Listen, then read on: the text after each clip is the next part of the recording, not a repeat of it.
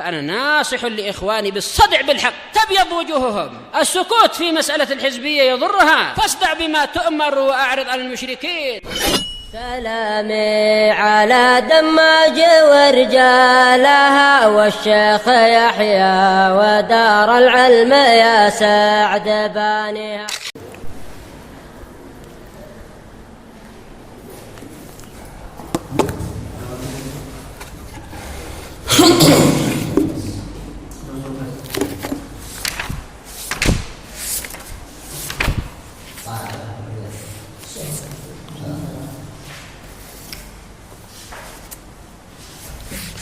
Bismillahirrahmanirrahim.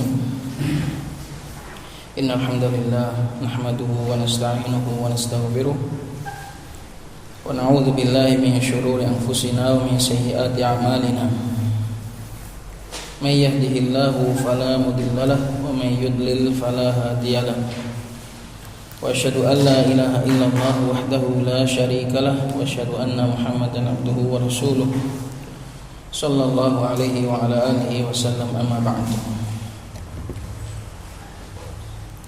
Melanjutkan pembahasan mengenai hajar. Hajar itu apa? Secara bahasa artinya adalah meninggalkan.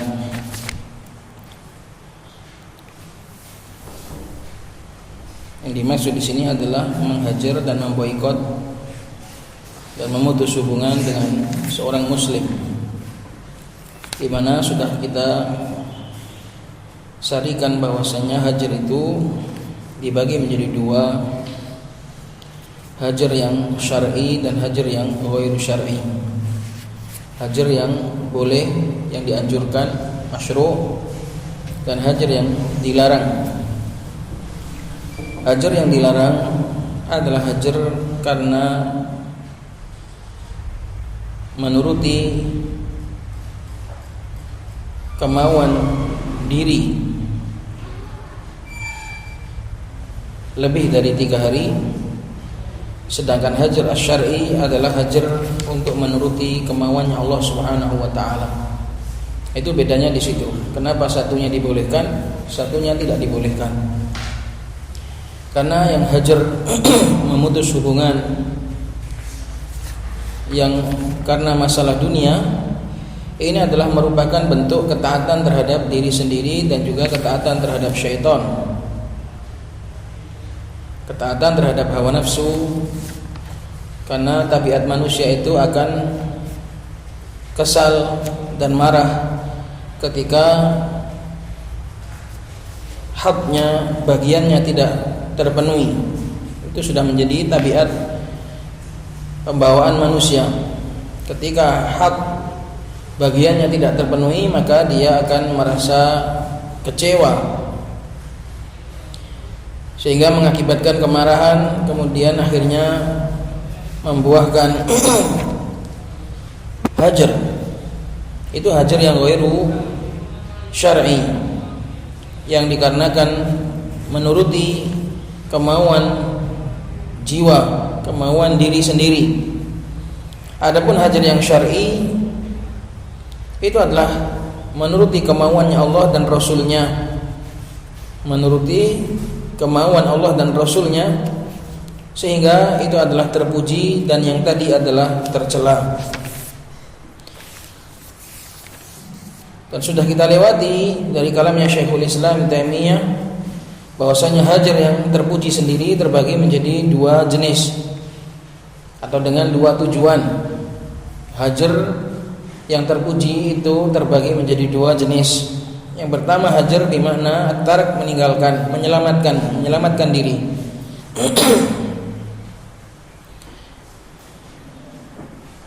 Yaitu menyelamatkan diri dari keburukan dan menghindarkan diri dari keburukan.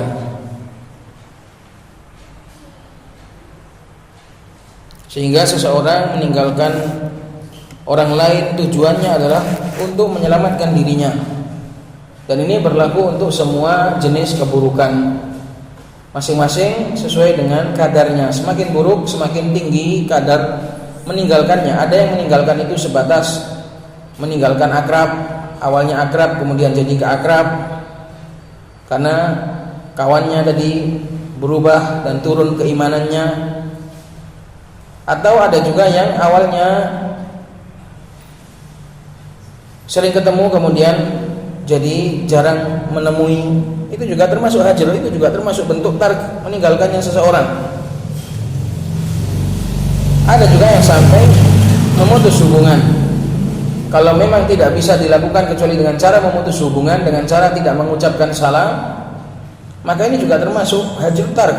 Seperti kita memutus salam, tidak mengucapkan salam kepada orang-orang yang kita yakini ucapan salam kepada mereka itu akan membahayakan kita. Karena dari salam itu akhirnya nanti akan akrab, dan dari akrab itu nanti akhirnya kita akan mencintai agama mereka, atau setidaknya mereka akan menularkan syubhat-syubhat mereka, mengajak kita kepada agama mereka, sehingga kita dengan sebab semua itu kita akhirnya memilih untuk memutus sebab-sebabnya berupa salam. Itu juga bimakna at-tark. Jadi hajar kita terhadap orang-orang yang tidak kita salami, terhadap orang-orang yang tidak kita ajak bicara, itu adalah jenis ini, hajrut tark. Jadi supaya nanti antum bisa menjelaskan, mengambil sikap, mengambil tindakan, tidak asal-asalan, tidak hanya ikut-ikutan.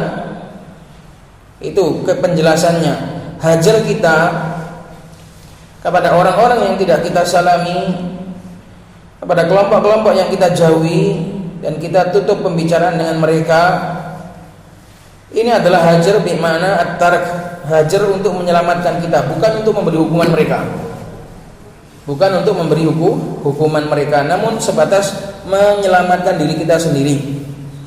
Karena kalau kita bertutur sapa, berhubungan baik dengan mereka, dikhawatirkan nanti akan ada mafsadah, akan ada bahaya dalam agama kita, sehingga kita memilih untuk menyelamatkan diri atau menjaga jarak. Dan dari orang-orang yang membahayakan kita itu bertingkat-tingkat, ada dedengkotnya, ada pimpinannya, ada cuma sekedar orang-orang bawahan yang mereka itu awam, tidak punya usaha dalam memusuhi dakwah ini, hanya ikut-ikutan saja. Ini pun tingkatannya berbeda-beda. Ini pun tingkatannya berbeda-beda. Maka hajar kita terhadap orang yang memusuhi dakwah ini sekali lagi adalah hajar bimana at-tark, hajar yang jenisnya adalah meninggalkan. Supaya antum melakukan itu tidak hanya ikut-ikutan, tidak hanya melakukan, tapi tahu alasannya. Itu jenis hajar tark, meninggalkan mereka, menyelamatkan diri kita dari mereka.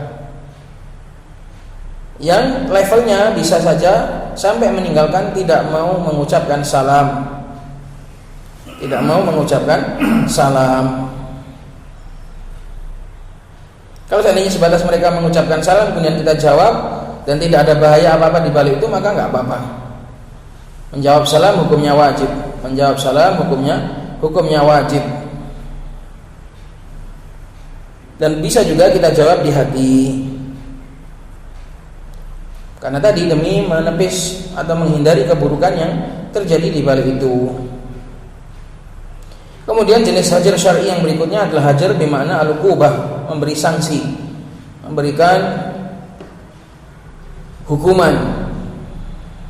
Ini memiliki beberapa prosedur,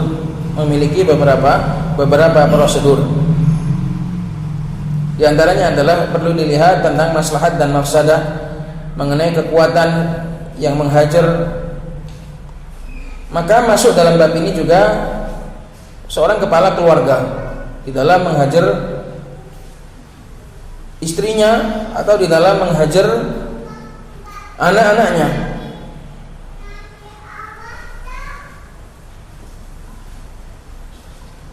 Jadi bab hajru al-uqubah, hajar yang artinya memberikan sanksi, mendiamkan, tujuannya itu untuk memberikan sanksi, itu masuk di dalamnya adalah mendiamkannya seorang kepala keluarga kepada rakyatnya. Karena kepala keluarga, seorang ayah, itu adalah pemimpin tertinggi di dalam suatu rumah tangga. Dia boleh dan memiliki hak untuk menghajar atau mendiamkan. Hajar ini jangan dipahami menghajar. Karena sering kira nanti menghajar itu menghajar, bukan. Menghajar itu mendiamkan. Boleh bagi dia untuk mendiamkan istrinya atau mendiamkan anaknya, dengan syarat semua itu berfaedah. Faiduhunna wahjuruhunna fil madaji'i wadribuhun.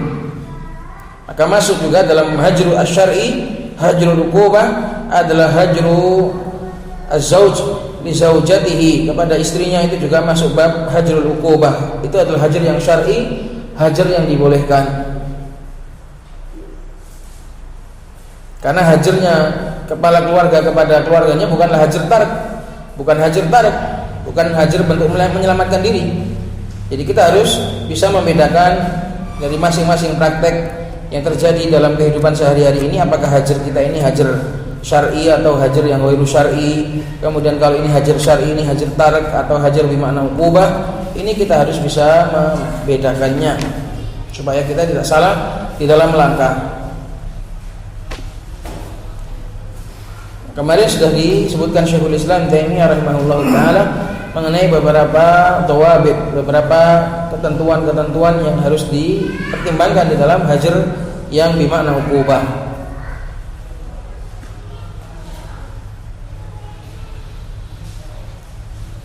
Qala Syekhul Islam Taimiyah rahimahullahu taala kama fil fatawa, wal hajru li ba'din nasi anfa'u minat ta'lif.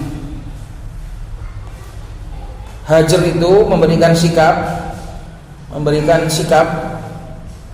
yang jafa, memberikan sikap yang terkesan kasar atau keras. Itu untuk sebagian manusia itu kadang lebih bermanfaat daripada ta'lif. Jadi ada dua sikap. Sikap itu ada dua. Ada at-ta'lif, yaitu merayu dan mengambil hati, mendekati, merayu, mengambil hatinya, menggunakan uslub kelembutan.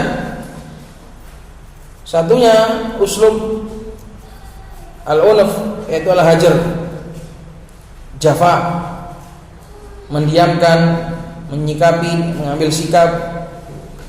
Jadi dalam kehidupan ini ada dua sikap. Kadang kita harus bersikap ta'lif, kadang kita juga bersikap hajar. Tergantung objek dan kondisinya, tergantung objek dan kondisinya. Makanya dikatakan Syekhul Islam kadang al-hajru li ba'din nas, untuk sebagian orang, tidak untuk semua orang. Itu lebih bermanfaat daripada dirayu, daripada dirayu. Walihada kana Nabi sallallahu alaihi wasallam yata'allafu qauman wa yahjuru akharin. Oleh karena itu Nabi alaihi salatu wasallam sendiri di dalam praktek kehidupan beliau, di dalam berdakwah, menjalani ubudiyah kepada Allah Subhanahu wa taala, beliau menggunakan dua-duanya. Beliau yata'allafu qauman, beliau juga merayu sebagian kaum, mengambil hati mereka. Wa yahjuru akharin, beliau juga pernah bersikap jafa kepada kaum yang lain. Wa yahjuru akharin, kepada kaum yang lain. Ada beberapa orang yang ditaklif oleh Nabi dan ada juga beberapa orang yang dihajar oleh Nabi. Menunjukkan dari sikap beliau ini bisa kita ambil pelajaran bahwasanya tiap orang, tiap objek berbeda-beda cara mensikapinya. Kama anna thalathatal ladzina khulifu kanu khairan min aktsaril muallafati qulubuhum. Sebagaimana tiga orang yang mereka itu ditangguhkan taubat mereka itu jauh lebih baik daripada dari kebanyakan orang-orang yang dirayu hati mereka. Jadi enggak mesti yang disikapi kasar itu lebih buruk, enggak. Kadang yang lebih baik justru malah yang dikasari. Kadang yang lebih baik itu justru malah yang disikapi. Kadang kawan dekat malah yang kita sikapi daripada orang awam. Kawan lama kadang lebih disikapi daripada kawan baru. Makanya tergantung ijtihad, tergantung keahlian seseorang yang mensikapi. Dia harus tahu dan paham tentang medan serta maslahat dan mafsadah. Di dalam prakteknya Nabi alaihi salatu wassalam, orang-orang yang beliau hukum ini mereka lebih baik dari orang-orang yang dirayu hatinya. Dan beliau juga kadang memberi sebagian kaum dan membiarkan sebagian kaum yang lain. Padahal yang dibiarkan tadi lebih dicintai oleh beliau. Sebagaimana yang terjadi pada Amr bin Taghlib. Amr bin Taghlib tidak dikasih, tidak diberi oleh Nabi, dan yang lain diberi. Dan Nabi mengatakan Amr bin Taghlib lebih aku cintai daripada yang aku beri. Kadang kita itu sering salah persepsi kepada orang tua kita atau kepada teman kita. Kadang kita yang dibiarkan, kadang kita yang disikapi buruk, menganggap itu adalah yang dibenci. Bukan, tidak mesti. Kadang yang disikapi itu yang paling disayang. Kadang yang diberikan hukuman keras itu karena kuatnya kasih sayang dia kepada kita. Ini adalah kadang sikap orang tua juga seperti itu kepada anak-anaknya, kadang sikap guru kepada anak didiknya juga seperti itu. Kadang anak-anak yang nakal yang baru dibiarkan, enggak disikapi. Murid yang sudah lama, yang sudah pandai, yang ini kadang disikapi karena sesuai dengan maslahat. Maka dikatakan Syekhul Islam, kama anna thalathatal ladzina khulifu kanu khairan min aktsaril muallafati qulubuhum. Kama kana ulaika kanu sadatan muta'ina fi asyairihim. Sebagaimana juga mereka yang muallafah, ulaika kembali kepada al-muallafati qulubuhum. Sebagaimana yang orang-orang yang dirayu tadi, mereka itu dahulunya adalah mungkin posisinya adalah pembesar yang ditaati di dalam keluarga-keluarga mereka, di dalam kaum-kaum mereka. Kalau nanti para pembesar itu dijauhi, nanti anak buahnya hilang semua. Tapi kalau para pembesar tadi itu didekati dan dirayu, kalaupun seandainya dia tidak beriman atau munafik, paling enggak bawah-bawahannya ikut. Kalah atasan menang di bawah-bawahannya, menang di para pengikutnya. Itulah strategi Nabi alaihissalatu wassalam di dalam berdakwah. Beliau memiliki dua sikap. Orang-orang yang baru masuk Islam, orang-orang yang justru buruk, kadang malah diberi unta 100, diberi kambing, ratusan kambing, ratusan unta.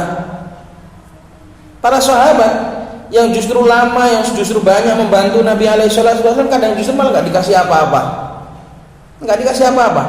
Yang namanya manusia, akhirnya kadang mereka juga, dari sebagian anak-anak muda mereka ada yang komen, Nabi ini ketika sudah ketemu kaumnya lupa kita yang tiap hari bantu, kita yang tiap hari nolong, kita nggak dikasih apa-apa.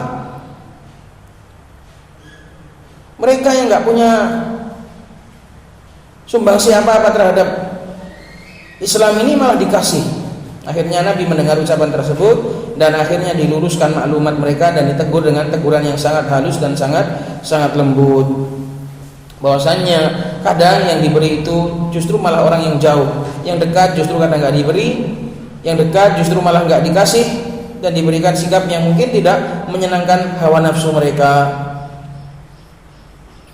Fakanatil maslahatu ad-diniyatu fi ta'lifi qulubihim. Maka kaidah maslahat secara agama itu menuntut untuk merayu hati-hati mereka.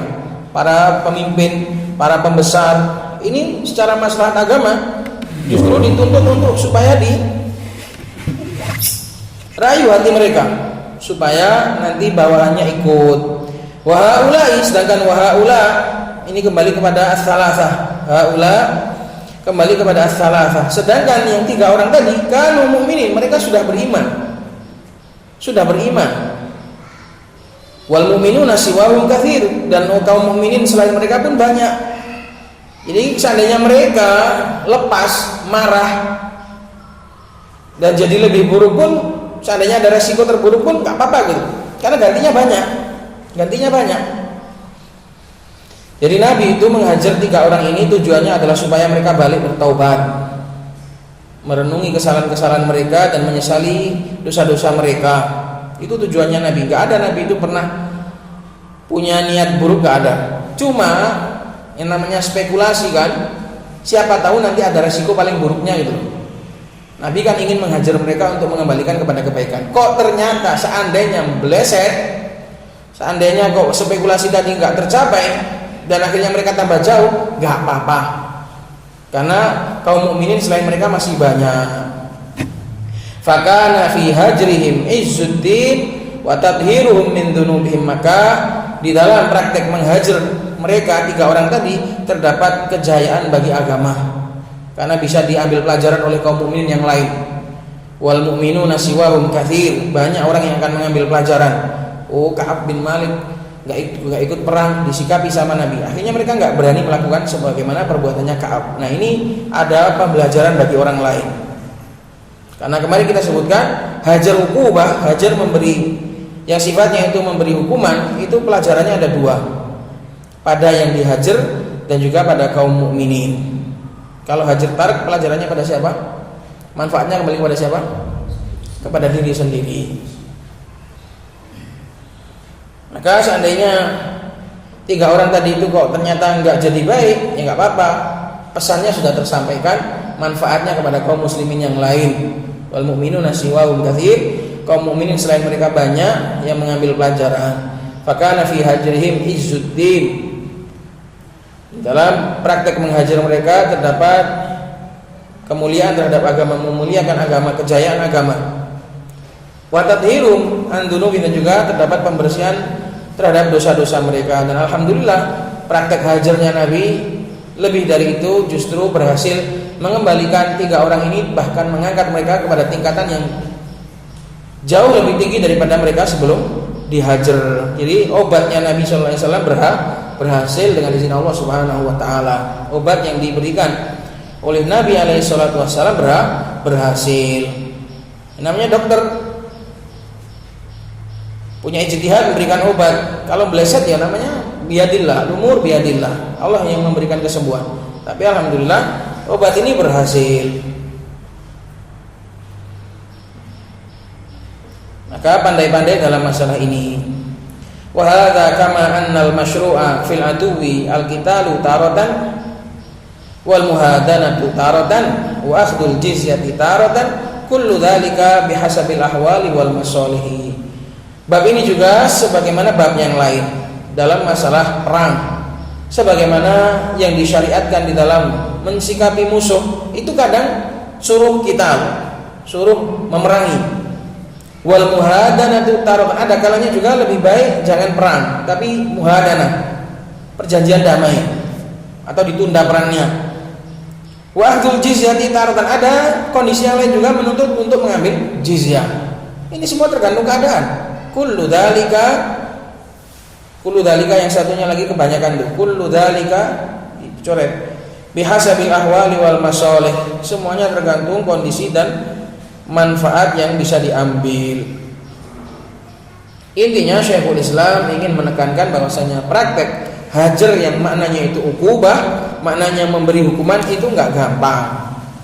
Itu butuh fikih, butuh pemahaman tentang sikon, tentang lapangan, tentang medan, tentang kondisi.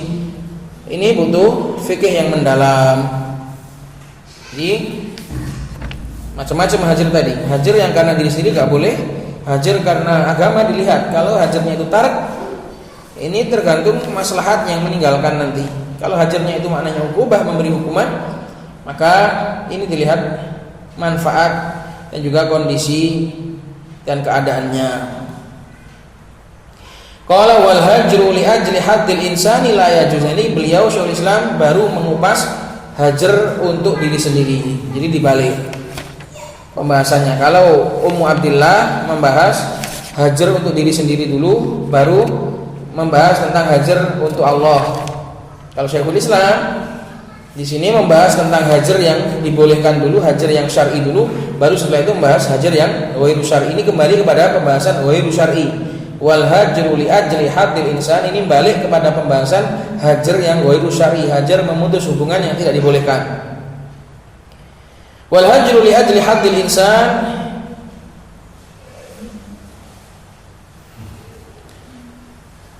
tadi ikhwan tambahannya masalah bab masalah maslahat dan mafsadah, menimbang antara maslahat dan mafsadah. Ilmu tentang maslahat dan mafsadah itu merupakan ilmu yang paling tinggi dalam agama ini. Artinya bab maslahat dan mafsadah itu adalah bab yang paling luas. Kalau orang itu benar-benar diberikan oleh Allah Subhanahu wa taala taufik di dalam memahami bab maslahat dan mafsadah, berarti dia adalah orang yang paling faqih sudah. Orang yang paling faqih adalah orang yang tahu tentang maslahat dan mafsadah. Karena bab maslahat dan mafsadah ini adalah bab yang paling luas dalam agama, sebab seluruh agama itu dibangun di atas maslahat dan mafsadah. Kalau orang itu faham betul tentang maslahat dan mafsadah, maka dia menjadi afqahun nas, orang yang paling faqih, orang yang paling faham. Karena bab maslahat dan mafsadah ini bab yang sangat luas. Bab yang sangat luas, yang sangat jelimet kadang. Maslahat dan mafsadat ini babnya sangat jelimet. Karena sebagiannya itu misteri. Kata Ustadzuna Abu Musa, sebagian maslahah dan mafsadah itu misteri. Kebanyakannya sudah jelas. Ibadah maslahatnya jelas, taat kepada Allah jelas maslahatnya. Tapi nanti ada beberapa perkara yang itu abu-abu. Kita nggak tahu itu maslahatnya iya apa enggak. Maslahatnya itu roji atau enggak. Nah, di situ kadang menjadi misteri. Itu butuh pemahaman dan kedalaman ilmu seseorang.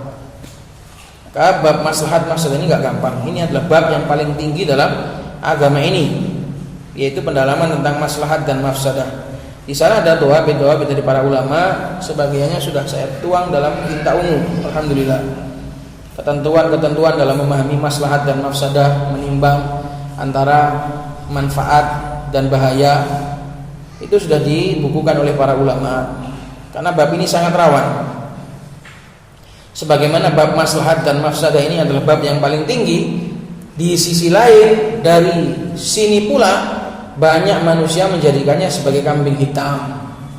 Akhirnya melanggar syariat Allah Subhanahu wa taala beralasan maslahat, melanggar larangan Allah Subhanahu wa taala dalam bab dakwah bertopeng dengan maslahat, menerjang larangan Allah menggunakan media-media yang terlarang, alasannya maslahat. Jadi bab maslahat ini bab yang paling gawat. Kalau orang benar-benar diberi taufik oleh Allah Subhanahu wa taala untuk faham tentang maslahat mafsadat, dia akan sangat hebat. Tapi kalau orang tidak diberi taufik oleh Allah dan suka main-main kaidah maslahat mafsadah, bermudah-mudahan dalam maslahat dan mafsadah, dah nggak bisa dibayangkan lagi seberapa rusaknya dia, seberapa dia merusak, bertopeng dengan maslahat dan mafsadah. Makanya Syekh Mukbil sampai mengatakannya sebagai tauhid, yaitu bertopeng, orang-orang yang bertopeng dengan maslahat dan mafsadah ini. Karena masalahnya sangat gawat. Semua akan mengira itu ada maslahat, padahal itu bukan. Semua mengira di situ ada maslahat, padahal bukan. Akhirnya dari situ pula agama ini dihancurkan. Maka bab ini gak gampang. Bab yang paling tinggi, yang paling luas, membuka cakrawala ilmu yang sangat luas. Dari situ pula bab ini menjadi bab yang paling banyak dipakai untuk menghancurkan agama itu sendiri, berkedok dengan maslahat dan mafsadah. Maka semoga Allah SWT senantiasa memberikan kita taufik dalam memahami agama ini dan mengamalkannya, terkhusus dalam menimbang antara maslahat dan mafsadah, apalagi yang hal-hal yang berkaitan dengan orang banyak. Ini lebih jelimet, lebih sulit daripada berkaitan dengan orang sedikit. Maslahat orang banyak ini perlu dipertimbangkan lebih matang lagi. Kita balik, wal hajru li ajli haddil insani la yajuzu aktsara min thalathatin. Adapun hajar untuk tujuan diri sendiri, li ajli had itu bagian. Yang tadi saya katakan di awal tadi, orang itu kalau nggak dipenuhi bagiannya biasanya kecewa. Kalau kecewa, lama-kelamaan akan menjadi dendam. Dendam lama-kelamaan akan menjadi direalisasikan di dalam muamalah. Maka wal hajru li ajli haddil insani la yajuz aktsara min thalathah. Bahkan sampai posisi kita sendiri jelas-jelas dizalimi, kita nggak boleh memendamnya lebih dari 3 hari. Kata Syekh bin Baz, kamu tuntut hakmu, kamu selesaikan hakmu. Kalau ternyata masih nggak selesai, maka kamu harus menyapa. Paling tidak kita keluar dari praktek boikot, harus menyapa. Adapun nanti masalah kisos di akhirat, kalau nggak tercapai kisos di dunia, maka nanti kisos di akhirat. Itu cara yang disebutkan Syekh bin Baz untuk menunaikan atau menagih hak kita. Kita tagih hak kita. Kalau dipenuhi alhamdulillah, kalau tidak maka lebih dari 3 hari kita nggak boleh melakukan praktek hajar. Dan nanti kisahnya kalau nggak terjadi, kalau nggak tercapai di dunia, maka kisahnya di akhirat.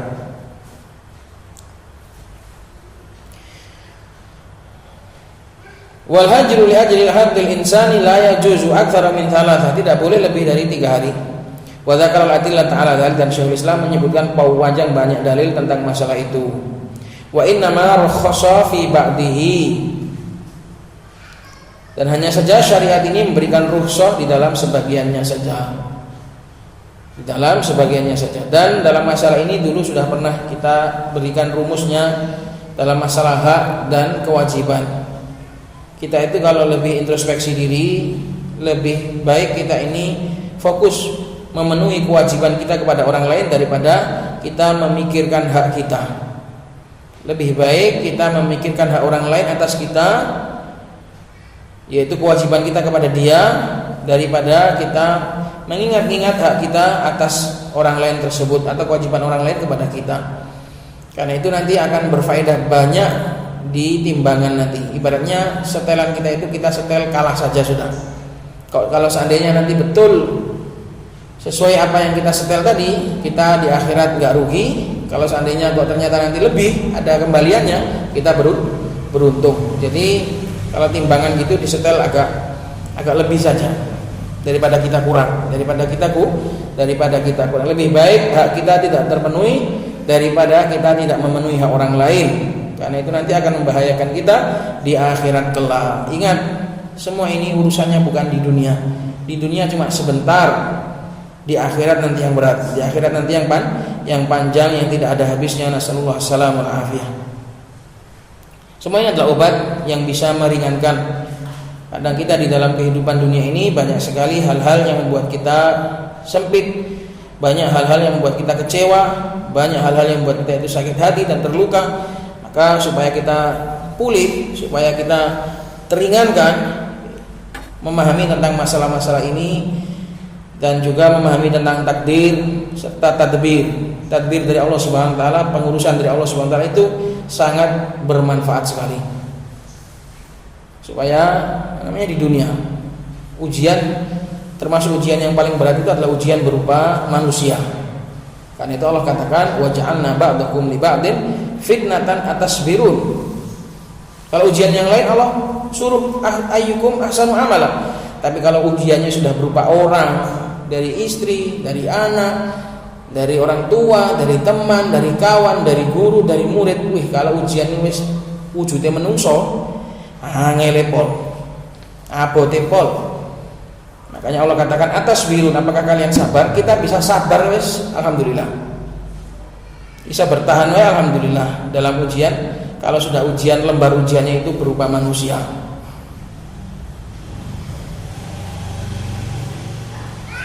Kita diuji rasa sakit, diuji dengan harta, diuji dengan ekonomi itu masih ringan. Tapi kalau sudah diuji dengan manusia, dengan kawan, dengan orang-orang yang ada di sekeliling kita, sebagian kita dengan sebagian yang lain, ini berat sekali. Jarang orang itu mampu bersabar. Makanya Nabi SAW ketika Allah menceritakan Allah akan menguji melalui musuh, Nabi masih santai. Ketika Allah menguji melalui harta, Nabi dalam ayat tersebut bilang santai. Tapi ketika Allah bilang kami wanudiku ba'dakum ba'sa ba'd, kami akan uji kalian dengan satu dengan yang lain, Nabi ampun ya Allah, jangan ya Allah, jangan ya Allah. Karena apa? Sesuatu itu kalau hancur dengan dirinya sendiri itu lebih sakit. Kita kalau hancur dengan orang kita sendiri, dari sebagian kita sendiri itu lebih sakit daripada diserang musuh. Kalau kita hancur dari luar itu masih mending. Tapi kalau kita hancur karena diri kita sendiri, karena kawan-kawan kita sendiri, kita saling memakan satu pada yang lain, maka itu berbahaya. Kalau kita kalau diulang, lebih baik kita tuh memikirkan kewajiban kita dengan pemikiran sendiri. Itu dulu pernah sudah saya sebutkan tentang kaidah di dalam hak dan kewajiban. dalam hak dan kewajiban. Kita dalam hidup ini kan pasti punya ada hak dan ada kewajiban. Hak itu adalah apa yang harus kita dapat dari orang lain. Kewajiban itu adalah apa yang harus kita beri kepada orang lain. Nah, kalau kita itu menyetel, orang-orang itu macam-macam. Ada yang disetel tengah 100, hak harus terpenuhi, kewajiban juga berusaha dia penuhi. Nah, kalau memang itu bisa terjadi ya nggak apa-apa, impas namanya. Dia kepada haknya itu juga sangat menuntut, tapi ketika nanti kewajiban dia juga disiplin. Nah, ini nggak apa-apa. Minta sangat menuntut haknya, tapi dia kepada hak orang lain juga disiplin, podo-podo, impas. Ada orang itu yang sebaliknya, ketika haknya menuntut kuat, ketika kewajiban dia kepada orang lain lemah. Ini yang orang yang paling merugi. Orang yang paling merugi adalah orang yang membuat setelan haknya itu lebih besar daripada kewajibannya. Di bawahnya atau di atasnya ada orang yang impas. Ada orang yang impas. Kepada orang lain dia juga ketat, tapi haknya juga dia menuntut hak yang kuat. Ada lagi yang dua-duanya disetel kendor. Haknya juga dia gak seberapa minta, tapi kepada kewajiban orang lain dia juga gak seberapa memenuhi. Apatis kalau kata sampean itu, apatis yang gak peduli. Aku juga gak minta aku juga gak memberikan kewajibanku. Dan yang paling bagus, yang paling beruntung adalah orang yang menyetel haknya dibuat kendor, kewajibannya dibuat kenceng. Itu kemungkinan untungnya jauh lebih besar. Kalaupun nggak untung, adalah apa nanti? Balik modal di akhirat nanti. Maka itu yang saya nasihatkan di mana-mana, ketika di kajian dimanapun, kalau ada yang meminta nasihat tentang masalah hubungan dengan orang lain, maka saya nasihatkan untuk menyetel ini, masalah hak dan kewajiban. Kita juga banyak kewajiban kita kepada orang lain yang nggak kita penuhi, maka seharusnya dalam hak kita juga kita setel kendor. Apalagi kalau bisa kita setel hak kita kendor, kewajiban kita kencengi, itu insya Allah akan beruntung. Ini ya kawan, masalah hubungan dengan orang lain, karena ujian berupa orang ini berat. Ujian berupa orang ini berat. Wa dzakara al-adillata 'ala dzalika wa inna ma rakhasa fi ba'dihi. Hanya saja Nabi memberikan rukhsah dalam sebagian hajar, yaitu hajar 3 hari. Juga hajar kama rakhasa lizauji, beliau juga memberikan rukhsah kepada seorang suami an yahjura imra'atahu, untuk mendiamkan istrinya fil madja, di atas ranjang, dijauhi, tidak didatangi. Idza nasyazat, jika sang istri berbuat durhaka. Idza nasyazat, jika sang istri berbuat durhaka. Dan yang rajih adalah bukan hanya durhaka berupa zina dengan orang lain, tapi juga semua bentuk kedurhakaan terhadap suami. Boleh bagi suami untuk memberikan pelajaran terhadap istrinya yang bertahap, mulai dari mauidhah, kemudian mendiamkan, kemudian memukul, memukul dengan pukulan yang tidak melukai. Dahulu Zubair bin Al-Awwam diriwayatkan bahwasanya beliau punya banyak istri. Kalau istrinya rewel, rambut satunya diikat dengan rambut yang lain terus dipukuli. Salah satunya adalah Asma binti Abi Bakar. Asma binti Abi Bakar, anaknya Abu Bakar, saudarinya Aisyah. Karena sering diperlakukan Zubair seperti itu, akhirnya pulang mengadu kepada ayahnya. Wahai ayah, Zubair seperti ini. Apa jawabannya Abu Bakar? Bersabarlah, Zubair adalah orang soleh, semoga itu menjadi suamimu di surga. Itu jawabannya Abu Bakar. Jadi bertingkat-tingkat pendidikan seorang suami kepada istri, sebagaimana sudah kita lewati di sini juga, mulai dari mauidhah, memberikan nasihat, kemudian boleh menghajar, mendiamkan, tidak mengajaknya bicara, dan yang paling tinggi adalah dengan cara memukul dengan pukulan yang tidak melukai dan tidak menyakiti, tidak merusak, maksudnya sakit ya sakit tapi tidak merusak jika sang istri tidak taat. Wa kama rakhasa fi hajri tsalath, sebagaimana juga Nabi memberikan rukhsah untuk menghajar 3 hari. Fi hajri salas, ini adalah hajr 3 hari, bukan hajr 3 sahabat, bukan, tapi hajr 3 hari.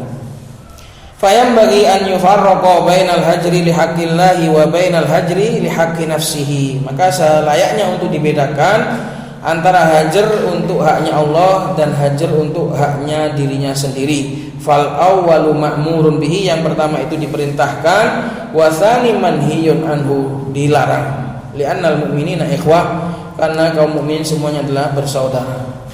Maka ini kemarin kita sebutkan alasannya kenapa kok hajar untuk diri sendiri, memutus hubungan untuk diri sendiri itu cuma boleh 3 hari, karena itu adalah penyakit.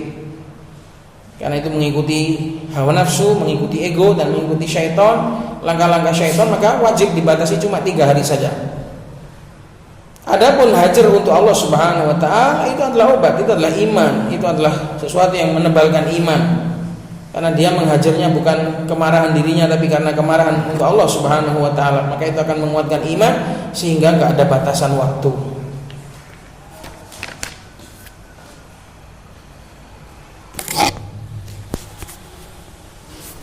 Sehingga enggak ada batasan waktu. Itu fikih tentang masalah mendiamkan sesama muslim. Dan juga di antara obat yang bisa mengobati kita hendaknya menggunakan uslub tanazul. Banyak-banyaklah tanazul, banyak-banyaklah menurunkan tadi tuntutan, karena nanti di antara balasannya juga Allah Subhanahu wa taala akan tanazul dari kita. Sebagaimana dikisahkan dari orang sebelum kita, dia dahulu punya beberapa pekerja, punya urusan masalah duit dengan orang-orang, maka dia berpesan kepada pekerjanya, mudahkanlah atau jangan terlalu ketat di dalam menagih hak kita kepada orang lain tadi. Semoga Allah Subhanahu wa taala juga tidak mengketati kita di dalam hisab kita kelak. Dan akhirnya betul, Allah Subhanahu wa taala melepaskan hisabnya dia. Allah Subhanahu wa taala memperlonggar hisabnya dia disebabkan dia banyak memperlonggar hisabnya orang lain. Kita dalam hidup ini harus sering-sering tanazul, harus banyak-banyak tanazul supaya persahabatan tetap terjaga, supaya ukhuwah tetap utuh. Banyak-banyak tanazul, banyak-banyak merendah, banyak-banyak turun di dalam masalah hak. Dan itu tidak akan merugikan kita. Ingat, turunnya kita, tidak terpenuhinya hak kita sama sekali tidak akan merugikan kita. Percayalah, itu nggak akan membuat kita rugi. Justru kita akan semakin tinggi, akan semakin dicintai oleh Allah Subhanahu wa taala, akan semakin diberikan rezeki dan barokah oleh Allah Subhanahu wa taala. Hidup ini sebenarnya berinteraksi dengan Allah, bukan dengan manusia. Manusia ini cuma lembar ujian. Manusia ini cuma lembar ujian. Pada hakikatnya kita itu sedang berinteraksi dan sedang berkomunikasi dengan Allah Subhanahu wa taala. Maka harus kita perbaiki sikap. Kita harapkan semua kepada Allah Subhanahu wa taala, kita gadaikan dan kita asuransikan semua luka dan derita kita ini kepada Allah. Insya Allah di akhirat nanti seseorang berbahagia dan beruntung karena dia pulang membawa banyak pahala. Hidup di dunia ini cuma sebentar. Kalau kita cuma nuruti hak-hak kita, semua rugi. Dunia ini cuma sebentar, kita pakai untuk mengurusi hak-hak yang itu belum tentu bermanfaat bagi kita di akhirat. Maka fokuslah kepada hal-hal yang bisa bermanfaat bagimu di kuburmu nanti. Ketika kamu sudah terbujur kaku di perut bumi, kamu akan sadar semua kehidupan ini tidak ada yang bermanfaat kecuali ketaatanmu kepada Allah Subhanahu wa taala dan amalan solehmu. Dengan itu ikhwan, kalau seseorang sadar itu, dengan izin Allah Subhanahu wa taala hidupnya akan damai, hidupnya akan tentram, hidupnya akan minim konflik. Tapi kalau sebaliknya, hidup ini sudah berat, karena memang Allah Subhanahu wa taala jadikan dunia ini sebagai lahan ujian. Kalau kita tidak mengendorkan dengan hal-hal tadi, maka yang panas akan semakin membakar dan yang tajam akan semakin mencabik-cabik. Semoga nasihat ini bermanfaat bagi kita semua, baik yang berbicara maupun yang mendengar, dan semoga Allah Subhanahu wa taala senantiasa memberikan manfaat dari majalis kita, dari taklim-taklim kita. Semoga nasihat-nasihat ini menembus sanubari, tidak hanya singgah di pendengaran saja. Subhanallah wa bihamdik, asyhadu an la ilaha illa anta, astaghfiruka wa atubu ilaik.